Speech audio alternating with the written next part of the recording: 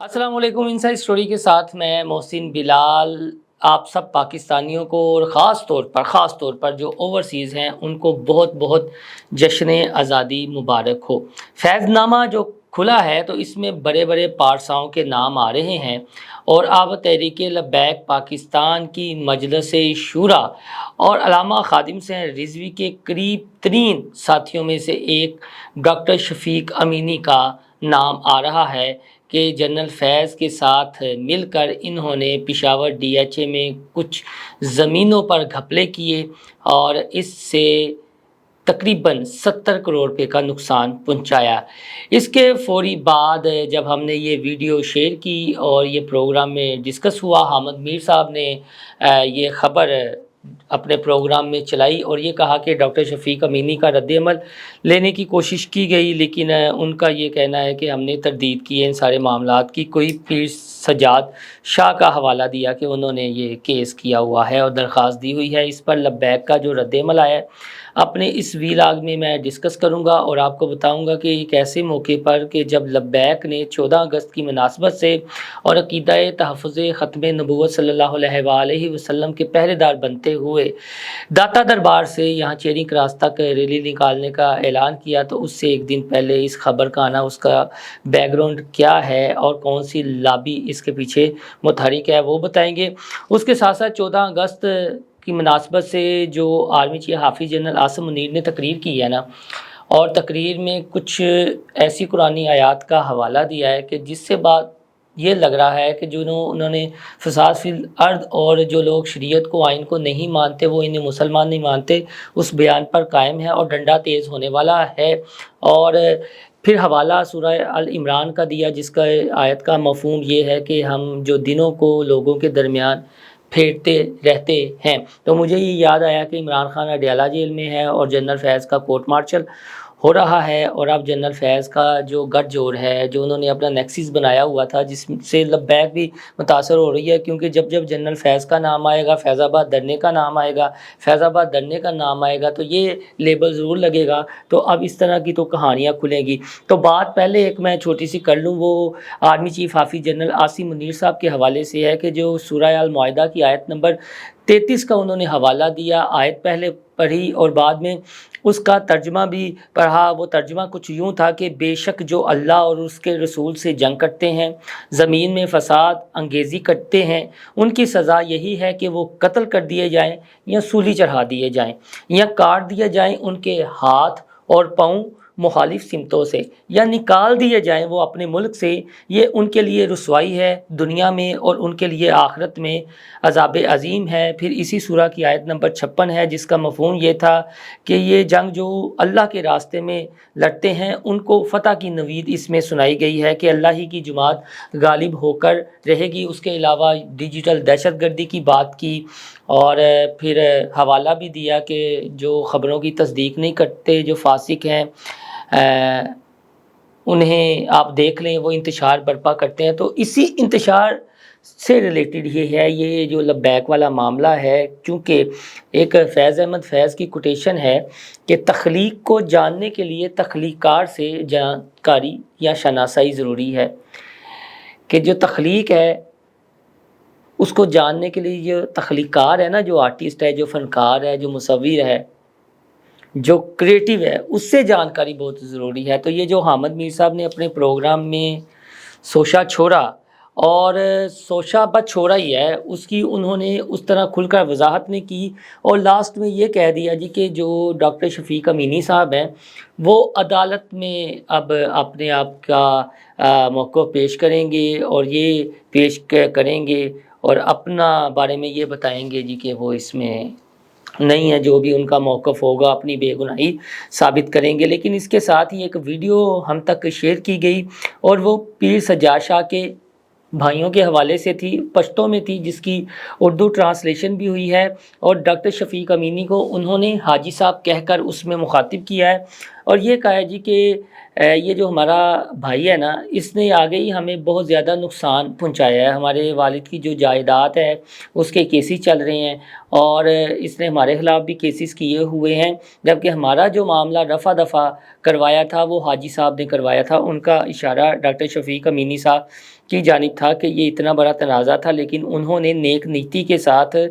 یہ تنازع حل کروانے کی کوشش کی۔ اب دیکھیں اس میں بات بالکل سادہ ہے کہ جب آپ ثالث بنتے ہیں یا کوئی آپ کو ثالثی کے لیے کہتا ہے، فیض آباد دھرنے سے شروع کر لیتے ہیں نا، کہ فیض آباد دھرنا ہوا نون لیگ کی حکومت میں جب یہ جا رہی تھی، تو اس وقت ڈی جی سی تھے جنرل فیض حمید اور آرمی چیف تھے جنرل باجوہ، پھر احسن اقبال وفاقی وزیر داخلہ تھے اس وقت، تو یہ میڈیٹر تھے، تو شناسائی تو ہو ہی جاتی ہے ان چیزوں کی۔ تو جو دستخط ہوئے، پھر میں یا آپ، ہمارے کوئی جاننے والے ایسے ہوتے ہیں کہ جہاں تک ہماری پہنچ ہوتی ہے، اور اگر کوئی سوالی بن کر آ جاتا ہے تو ہماری یہ کوشش ضرور ہوگی کہ ہم اس معاملے کو احسن طریقے سے حل کریں۔ تو یہ جو ڈی ایچ اے پشاور والی زمین والا تنازع یہ معاملہ تھا نا، یہ بھی کچھ یہی تھا کہ پیر سجاد شاہ جو اپنے بھائیوں کو تنگ کر رہا تھا، ان کا جائز حق نہیں انہیں دے رہا تھا، رکاوٹیں کھڑی کر رہا تھا اور اپنے اثر و رسوخ کا ناجائز استعمال کر رہا تھا، دھمکیاں لگا رہا تھا۔ تو پھر حاجی صاحب سے انہوں نے کہا ہوگا، اور حاجی صاحب کے آگے جہاں پھر تعلق تھے، حاجی صاحب نے وہاں تک پہنچ کی ہوگی، لیکن اس سے یہ ثابت تو نہیں نہ ہوتا کہ بھائی جان انہوں نے مل کر گھپلا کیا۔ تاثر یہی دینے کی کوشش کی گئی ہے نا کہ یہ گٹھ جوڑ ہے، پرانی شناسائی ہے، چیزیں ہیں، اور پھر ایک ٹیگ لگے بار بار کہ یہ ان کی بی ٹیم ہے اسٹیبلشمنٹ کی، ان کے کہنے پر آئی، ان کے کہنے پر چلی گئی، ان کے کہنے پر دھرنا دے دیا، ان کے کہنے پر جو ہے بیٹھے رہے، مارچ کیا، پھر فتوے لگائے، اور جب انہوں نے کہا نہیں اب بہت ہو گیا تو پھر انہیں کہا واپس چلے جائیں، اور وہ واپس چلے گئے۔ یہ تاثر دینے کی بیسیکلی کوشش کی گئی ہے، ورنہ اس موقع پر تو یہ بے تکی سی بات تھی، یا تو آپ کے پاس پوری سٹوری تھی تو آپ اس پوری سٹوری کو سامنے رکھتے۔ یہ ویڈیو جو پیغام ہے یہ تو سردیوں کا ویڈیو پیغام ہے، جو پیر سجاد کے بھائیوں نے لباس پہنا ہوا ہے، وہ جرسیاں ہیں، جیکٹیں ہیں، تو سردیوں کی یہ ویڈیو ہے نا، کہ آپ کی اتنی بڑی ریسرچ کی ٹیم، آپ اتنے بڑے تحقیقاتی صحافی، تو آپ تک یہ ویڈیو ہی نہ پہنچے، یہ بڑی حیران کن بات ہے۔ اور حیران کن بات اس موقع پر کہ جب لبیک ایک بہت بڑا احتجاج کرنے جا رہی ہے، ریلی نکالنے جا رہی ہے، آگے ان کے ایک اور صحافی کی خبر باؤنس ہو گئی تھی، اور انہوں نے بھی یہی ایک غلط فہمی جو مجلس شورا ہے ان کے رہنماؤں کے درمیان پھیلانے کی کوشش کی تھی کہ وہ ہم تو چاہتے ہیں کہ پیر ظہیر الحسن شاہ گرفتار ہوں، لیکن وہ ہیزیٹیشن محسوس کر رہے ہیں، وہ نہیں چاہ رہے کہ میں گرفتاری دوں، لیکن ہماری تو خواہش ہے کہ وہ اپنے آپ کو پولیس کے سامنے سرنڈر کر دیں۔ تو جب ہم نے اس کی تحقیقات کی تو ہم تک جو معلومات پہنچی وہ یہی تھی کہ یہ ساری بوگس بات ہے، کوئی ایسا معاملہ نہیں ہے۔ پھر یہ کہا گیا جی کہ کے پی کے میں فرار ہو گئے ہیں۔ کے پی کے کو کون ریپرزینٹ کرتا ہے؟ کے پی کے کو ڈاکٹر شفیق امینی ہی ریپرزینٹ کرتے ہیں، اور جو لبیک کو بڑی اچھا طرح جانتے ہیں، فالو کرتے ہیں، ان کے کارکنان ہیں یا ان کے رہنما ہیں، وہ بخوبی آگاہ ہیں کہ علامہ خادم حسین رضوی کے بعد اگر جن 2-3 شخصیات کا نام آیا تھا کہ یہ امیر ہوں گے، ان میں سر فہرست تھے یہ ڈاکٹر شفیق امینی، لیکن انہوں نے بھی حافظ سعد حسین رضوی کے حق میں بات کی اور کہا کہ نہیں، حافظ صاحب اس کے زیادہ حقدار ہیں اور زیادہ سمجھ بوجھ رکھتے ہیں، تو انہوں نے وڈرا کر لیا تھا۔ ان کی کمٹمنٹ تو اپنی جماعت کے ساتھ یہ تھی، اور جب جب ضرورت پڑی وہ فرنٹ فٹ پر آئے۔ تو اس طرح کی خبریں سامنے رکھ کر یا اس طرح کی خبریں وائرل کر کے یہ ایک تاثر دینے کی کوشش کی جائے گی کہ یہ بھی دوسری جماعتوں کی طرح ایک جماعت ہے، نام تو یہ لیتے ہیں آقا صلی اللہ علیہ وآلہ وسلم کا، ان کی نموز کی بات کرتے ہیں، نموز رسالت صلی اللہ علیہ وآلہ وسلم کی بات کرتے ہیں، اور یہ کہتے ہیں کہ ہمارا 1 پوائنٹ ایجنڈا ہے عقیدہ ختم نبوت کا تحفظ، لیکن جو اس کا دوسرا رخ ہے وہ یہی ہے جی کہ یہ اسٹیبلشمنٹ کے کہنے پر چلتے اٹھتے کھاتے پیتے ہیں اور بیٹھتے ہیں اور پھر اٹھ جاتے ہیں، جو بھی ان کا سارا معاملہ ہے، اور جہاں تک اپنے مفادات ہیں تو پھر یہ کرتے ہیں، ڈیلیں کرتے ہیں، جس طرح کور کمانڈر پشاور رہے ہیں لیفٹیننٹ جنرل فیض حمید، اور یہ خبر سامنے آ گئی۔ ہمارے تک جو معلومات پہنچی ہے نا، وہ معلومات یہ تھی کہ ایک یہ سہولت کاری کے لیے تھے حاجی صاحب، اور ان سے کہا گیا کہ آپ اگر تھوڑا سا یہ معاملہ حل کروا دیں، تو یہ انہوں نے وہ معاملہ حل کروانے کی کوشش کی۔ اب جو معاملہ حل کروا رہا ہے اس کی نیک نیتی پر شک کرنا اور اس طرح غلط فہمی پھیلانے کی کوشش کرنا، تو حافظ صاحب نے بھی اپنی تقریر میں کہہ دیا ہے کہ جو فاسق ہیں ان کی جو لائی ہوئی خبر ہے یا پیغام ہے اس کو پہلے دیکھ لیا کریں. ہو سکتا ہے اس کے پیچھے کوئی بہت بڑا انتشار یا فتنہ چھپا ہو اور یہ انتشار و فتنہ پھیلانا چاہ رہے ہوں, کیونکہ ہمارے آج کل اکثر یہی ہو رہا ہے کہ جو جتنی بڑی چھوڑ رہا ہے اتنے زیادہ اس کے ویوز آ رہے ہیں, اور پھر ویوز آ رہے ہیں تو لوگ سمجھتے ہیں کہ یار یہ گل ٹھیک ہے, باقی سارے جڑے گل کر رہے ہیں نا انہاں کو کوئی خبر نہیں ہے گئی, یا وہ اگر سچی گل بھی کر رہے ہیں تو کان نہیں دھرتے. تو ہمارا اس میں یہ مقصد تھا یہ ویلاگ کا کہ ایک تو یہ ہے کہ 14 اگست کو ریلی ہے اور بھرپور تیاریاں ہیں, اس سے پہلے وہ کریک ڈاؤن ہو. کچھ رہنماؤں کی آج بھی گرفتاری کی اطلاعات آ رہی تھی, کچھ لاہور کے رہنما ہیں, کچھ دیگر شہروں کے رہنما ہیں, لیکن ان کی قیادت نے کہا ہے جی کہ ہم نے یہ ریلی نکالنی ہے, اور اب یہ ریلی شروع ہونے والی ہے. جب یہ ویلاگ اپلوڈ ہوگا تو تب تک یہ ریلی شروع ہو چکی ہوگی. جو اس کی اپڈیٹ آئیں گی وہ بھی ہم آپ کے ساتھ ڈسکس کریں گے. دوسرا معاملہ اب یہ ہے کہ جو فیض نامہ کھلا ہے اس میں بڑے بڑے پارساؤں کے نام آنے ہیں, اور اب یہ بتایا جا رہا ہے کہ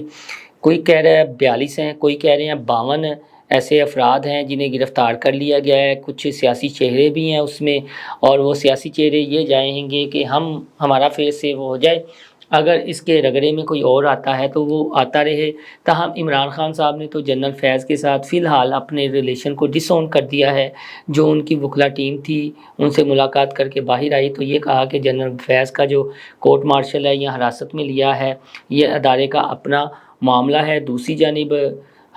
جو آرمی چیف ہیں انہوں نے فتنہ فساد پھیلانے والوں کو ایک بار پھر تنبیہ کر دی ہے, وارننگ دے دی ہے, اور خاص طور پر فتنہ خوارج کے حوالے سے جو افغانستان کو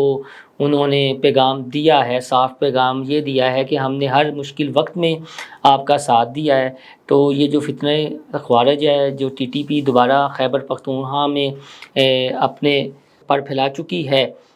اس کی سرکوبی کے لیے آپ کی معاونت درکار ہے, اور ہمیں امید ہے کہ جس طرح ہم نے آپ کی مدد کی تھی تو آپ بھی اس بارے میں سوچیں گے. یہ بڑا اہم پیغام تھا, اور اس کے ساتھ ساتھ انہوں نے یہ بھی کہا کہ پاکستان کا جو مستقبل ہے روشن ہے, نوجوان نا امید نہ ہوں, جو فتنہ فساد پھیلاتے ہیں, جو انتشار پھیلاتے ہیں وہ ناکام ہوں گے, اور فتح جو ہے وہ حق والوں کی ہوگی. تاہم اب جو لبیک ہے اس کا ایک امتحان 1 پوائنٹ ایجنڈا کہ کیا تقریر ہوتی ہے اور کب تک کا الٹیمیٹم دیا جاتا ہے. لیکن عالمی عقیدہ ختم نبوت مجلس ختم نبوت نے جو اپنی مشترکہ پریس ریلیز جاری کی, جو ان کا اسلام آباد میں اجلاس ہوا, انہوں نے بھی قاضی فائز عیسیٰ اور دیگر جو بینچ میں شامل تھے ججز مبارک ثانی کیس کو مسترد کیا ہے, اور یہ مطالبہ کیا ہے کہ اب چیف جسٹس آف پاکستان خود ہی اس پر نظر ثانی کر لیں, اور از خود نوٹس لیتے ہوئے جو یہ فیصلہ ہے اس کو ریورٹ کر دیں, یا پھر کوئی وضاحت پیش کر دیں. تاہم یہ جو فیصلہ ہے اسے ہر جگہ سے اب مسترد کیا جا رہا ہے, اور آج تو 14 ہے, کل 15 اگست کو جو لا کی اسٹینڈنگ کمیٹی ہے اس کا اجلاس بھی ہے. تو اب دیکھتے ہیں کہ اس بحث کی تحت سے کیا نکلتا ہے. جو بھی اپڈیٹ آئے گی ہم آپ کو انشاءاللہ تعالی اپڈیٹ کریں گے. آپ سے درخواست ہے کہ ہمارا چینل انسائیڈ اسٹوری لائک اور سبسکرائب کرنا نہ بھولیے گا, یا سے بیل آئیکن کا بٹن بھی دبا لیجئے گا, اور اپنے دوستوں کے ساتھ اسے زیادہ سے زیادہ شیئر بھی کیجئے گا. اللہ حافظ.